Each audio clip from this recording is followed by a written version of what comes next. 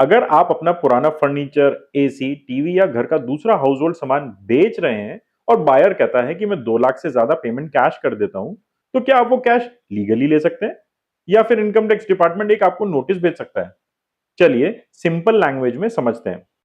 Recently एक बहुत interesting case income tax appellate tribunal के सामने आया, जहां पर एक लेडी ने अपना फ्लैट बेचा था। उस फ्लैट के साथ उन्होंने अपना फर्नीचर और दूसरे भी हाउस होल्ड आइटम्स बेचे थे। बाद में उनके बैंक अकाउंट में कुछ कैश डिपॉजिट हुआ। अब इसको इनकम टैक्स डिपार्टमेंट ने उस कैश के क्वेश्चन के चक्कर में उनको एक अनएक्सप्लेन इनकम एड अप कर दी। लेकिन ट्राइब्यूनल ने सारे डॉक्यूमेंट्स और फैक्ट्स देखने के बाद टैक्स पेयर के फेवर में डिसीजन दिया, यानी इस केस में उन्हें रिलीफ मिल गई। लेकिन इसका मतलब ये बिल्कुल नहीं है कि आप 2 लाख से ज्यादा का कैश रिसीव कर सकते हैं। यहीं पर आता है इनकम टैक्स एक्ट का एक इंपॉर्टेंट प्रोविजन, जो कि 269 एसटी है पुराने इनकम टैक्स के अकॉर्डिंग। इस सेक्शन के अकॉर्डिंग अगर आप किसी एक पर्सन से एक ही ट्रांजैक्शन के लिए या एक ही दिन या एक ही इवेंट या ओकेजन के लिए 2 लाख या उससे ज्यादा का कैश रिसीव करते हैं, तो ये लॉ का वायलेशन हो सकता है। और सबसे इंपॉर्टेंट बात, इस वायलेशन पर पेनल्टी भी लग सकती है। और पेनल्टी का अमाउंट जितना कैश रिसीव किया है उतना भी हो सकता है।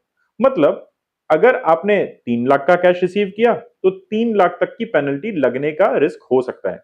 इसलिए अगर आप फर्नीचर, इलेक्ट्रॉनिक्स, ज्वेलरी, कार या कोई और high value house hold item बेच रहे हैं, तो पेमेंट हमेशा बैंक ट्रांसफर, चेक या यूपीआई के थ्रू ही लीजिए। ये सिर्फ सेफ ही नहीं, बल्कि फ्यूचर में किसी भी टैक्स डिस्प्यूट से भी बचाता है। और एक बात और, इस केस में ट्राइब्यूनल ने टैक्स पेयर को इसलिए रिलीफ दी क्योंकि उनके पास अपनी एक्सप्लेनेशन और सपोर्टिंग फैक्ट्स थे। हर केस के फैक्ट्स अलग होते हैं, इसलिए यह मत सोचिए कि हर सिचुएशन में रिलीफ मिल ही जाएगी। अगर आपको यह इंफॉर्मेशन यूजफुल लगी हो तो वीडियो को लाइक और शेयर जरूर करिए। मैं हूं सीए यश दानी। मिलते हैं अगले इंफॉर्मेटिव वीडियो में। Thank you.